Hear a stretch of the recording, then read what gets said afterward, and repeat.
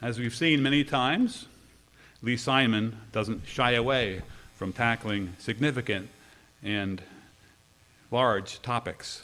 Today he will speak to us on the problem of evil.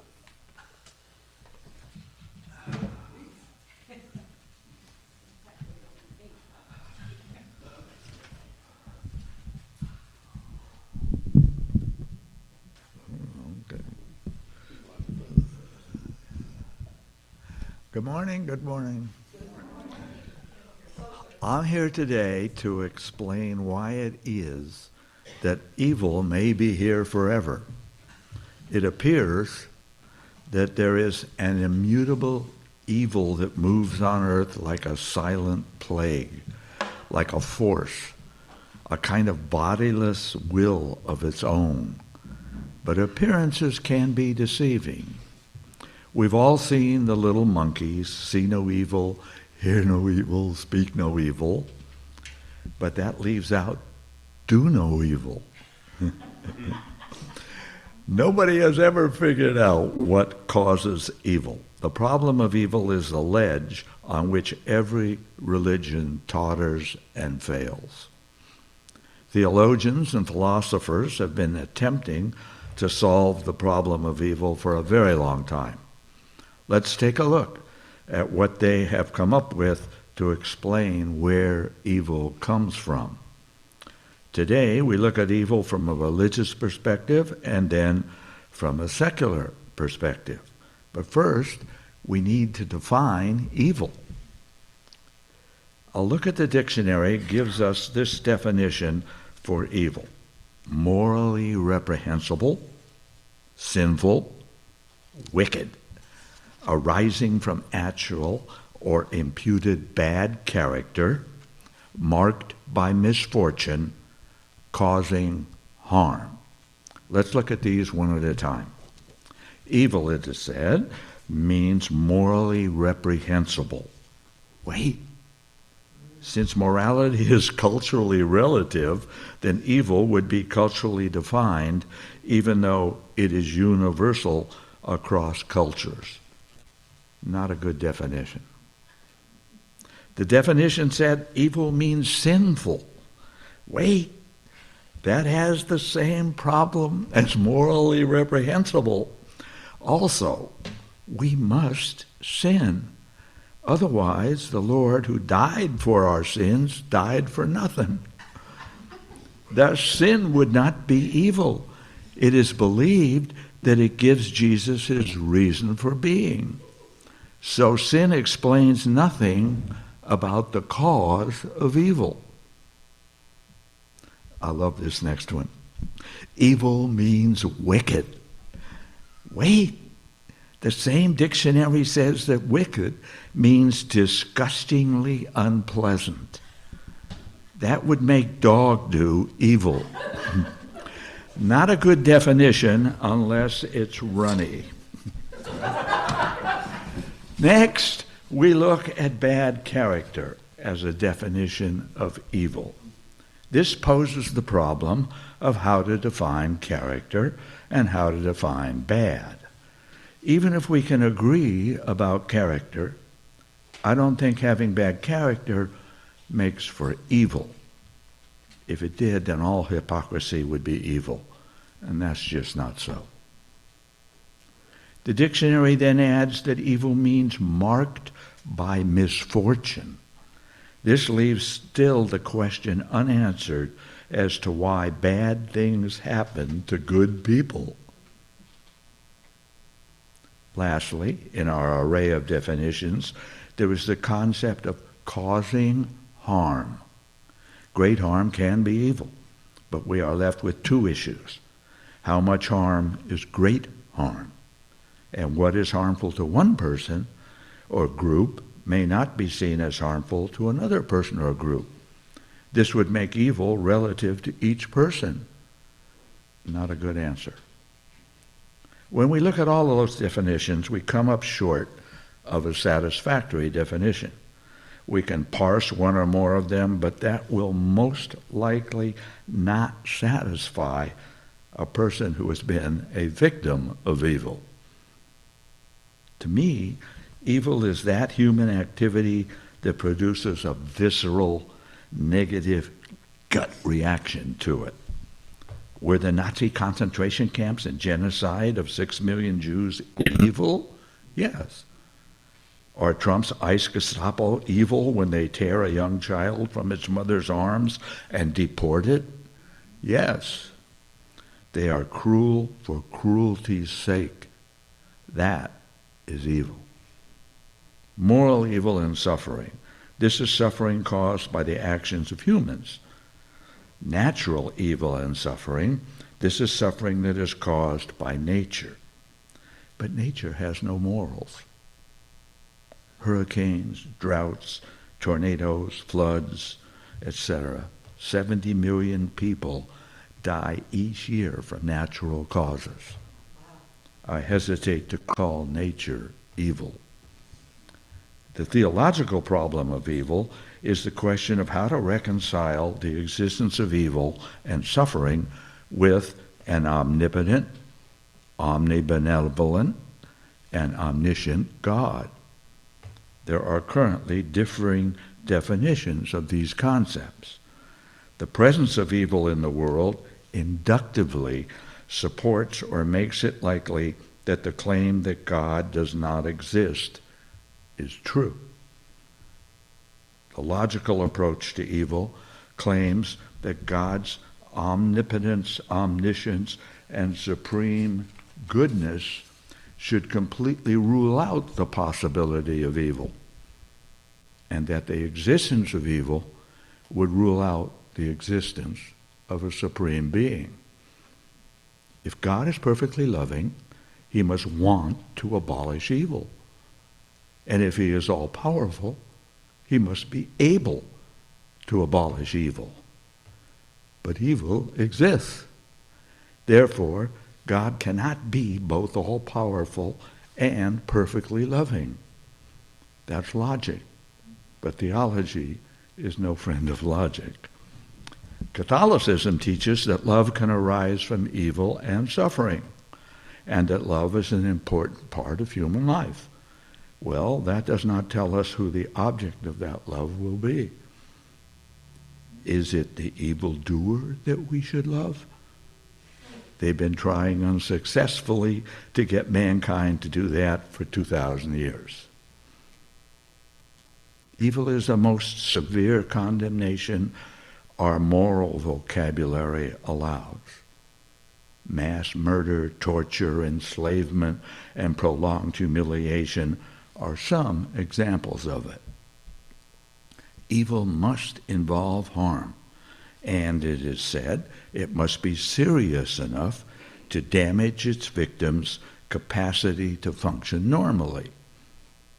From a metaphysical perspective, Thomas Aquinas asserts that the world is better for having evil within it, because evil serves a greater good. Really? What has that guy been smoking? The problem of evil can be theologically phrased in several ways. One approach addresses the origin of evil, prompting this syllogism. 1, God created all things. 2, evil is a thing. 3, therefore God created evil. If the first two premises are true, the conclusion is axiomatic, inescapable. Muslims believe that when they see people who are suffering, they should treat them with mercy. When they see evil actions, they should ensure that justice is done. Since they believe that Allah is in overall control, Muslims often try to see a purpose in suffering. Okay, for what acceptable purpose? Many Jews and Christians believe that evil originates from the first sin of Adam and Eve. The serpent tempted Eve to eat from the tree of knowledge against God's wishes. Evil then became part of them as original sin, and they no longer needed external temptation to sin. It's built in. Humans suffer because they were disobedient and so became separate from God. The problem with that one is that Adam and Eve are a fairy tale. Thomas Hobbes, in his famous 1651 work, Leviathan, argues that people are inherently wicked and selfish, and he advocates that strict laws are required by a society full of evil people. All people are evil? That's just not so. The classic theological attempts to explain evil are called theodicies. They are attempts to show that the existence of evil does not rule out the existence of God. They're an attempt to alibi for God. Theodicies seek to demonstrate that God's existence remains probable after the problem of evil is solved by giving a justification for God's permitting evil to happen. The most common theodicy is the free will theodicy, which lays the blame for all moral evil and some so-called natural evil on humanity's misuse of its free will. The problem with this idea is manifold. First, and most of all, it assumes that there is a God that gave people free will, but there is no evidence to support that assumption. The other problem with free will is that it makes meaningless all of the social sciences. It means that people are not influenced at all by their psychological, sociological, anthropological, and philosophical components as to how they operate in the world. These don't matter at all. That is absurd. Another common theodicy is that we see as evil, what we see as evil, is not what God sees. We humans can't understand God's plan. Evil is in God's grand plan with a greater good to come later. Wait. If the plan allows for an innocent child of 2 years of age to have terminal cancer, then, as David Hume, the philosopher, said, get another plan. Those who support this God's plan theodicy say things like, the child deserved it, or it promotes soul building, or it's all for the best, or it strengthens the parents. This means that we have no explanation for evil, since we cannot know the mind of God or his plan. It's just human projection. Another common theodicy is that evil is God's way of testing us. How we respond to the test can determine whether we go to heaven or not. That only covers our response to what others do. It does not cover at all the doers of evil and why they do it. Lastly, it is said in theology that evil is God's way of punishing us for our sins. Sin is defined as separation from God, so God is punishing us for not being perfect as he is. The Gospels say, quote, be ye perfect as your Father in heaven is perfect. Middle East fanatics wrote the Gospel, who sure as hell were not named John or Matthew. If the bar is set so high at perfection that we can't possibly reach it, and God created the bar, then fear of punishment is not going to get rid of evil, because we will continue to sin, never reaching the bar. If the fear of God's punishment prevented evil, then our world would be evil-free, would it not? Why? Because the punishment does not come in this lifetime. If it does, then God is in the business of dealing out suffering to mankind as a punishment for sin. Quote, "For the Lord is not merciful to them who do not fear him or his wrath." 2 Chronicles 28:11. This is not a loving God. Love and fear are not partners. There are scores of theodicies. The ones I mentioned are the most common. They all come from the theological perspective with its built-in assumptions. As Richard Dawkins explained, the power of any theory is proportional to the things it explains divided by the number of assumptions on which it rests.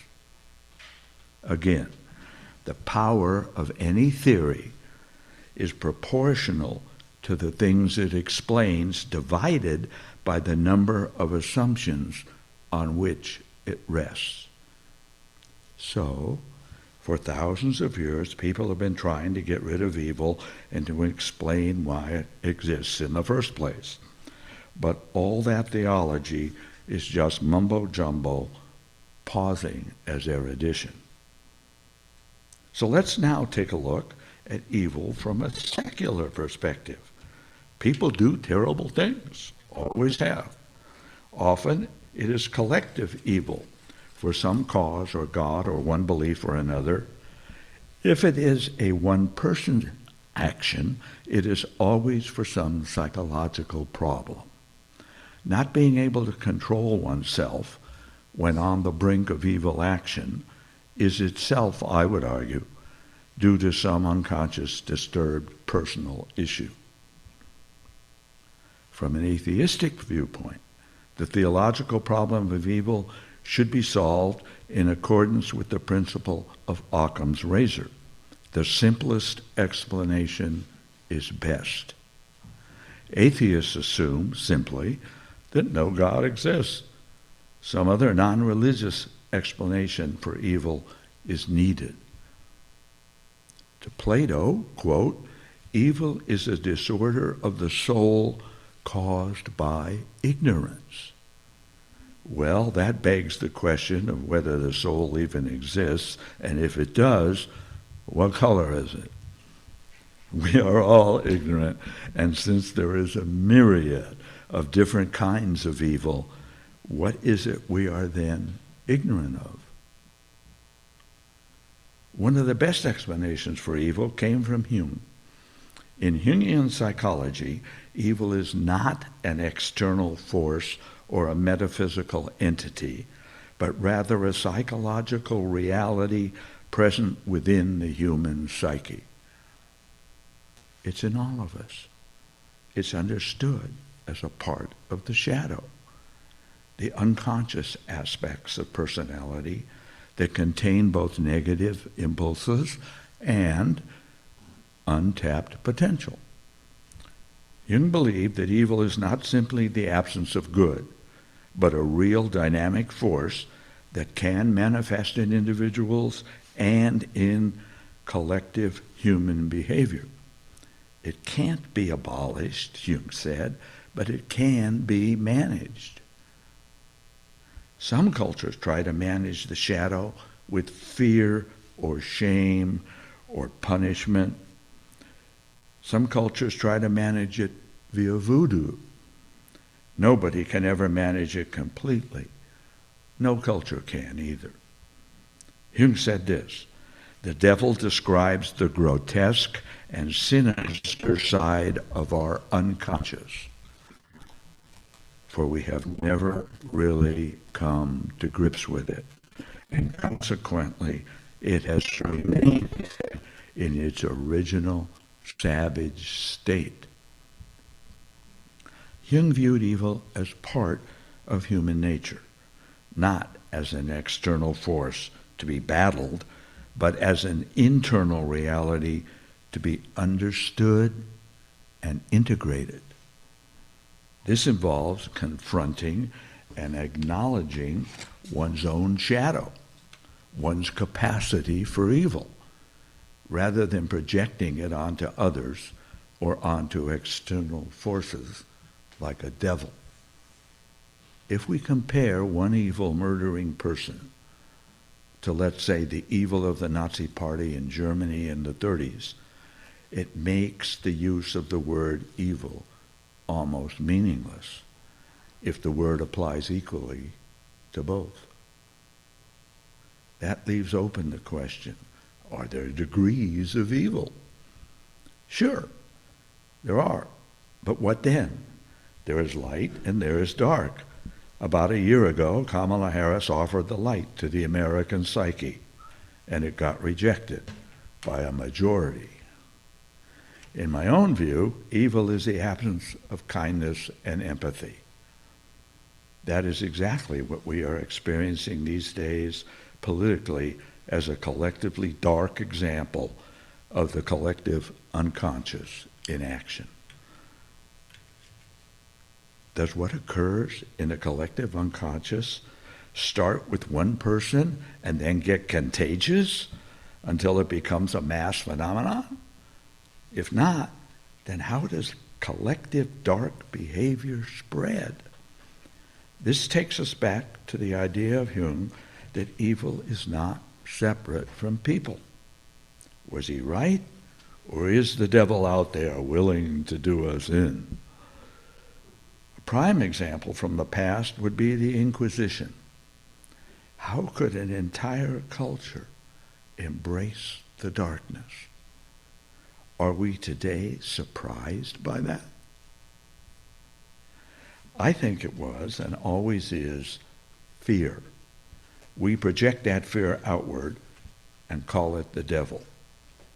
We may call it revenge, we may call it serving God, we may call it necessary, we may call it retribution, and so on. All of these are excuses people give themselves before or after doing evil, personally or collectively, to justify it to themselves and to others. Also, and more importantly perhaps, is that the Jungian explanation does not speak at all about the world's so-called natural evil, the tornadoes, floods, etc., all of which together kill 70 million people a year. If nature is evil, then we're all screwed because we can't get rid of nature. In fact, we have been and are now baiting nature via climate change.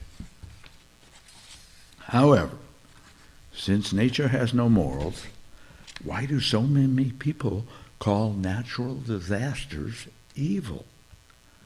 Only if there is a devil. No devil, no evil causing natural disasters. Calling it the devil explains nothing. D-E-V-I-L. Remove the D, and you're left with evil. It's calling evil the cause of evil. That's absurd. So that leaves us where we began, as a continuing search for a solution to the problem of evil. I do not apologize for not solving the problem of evil today. Will we ever? As we saw in this talk, many have tried, all have failed. Thank you.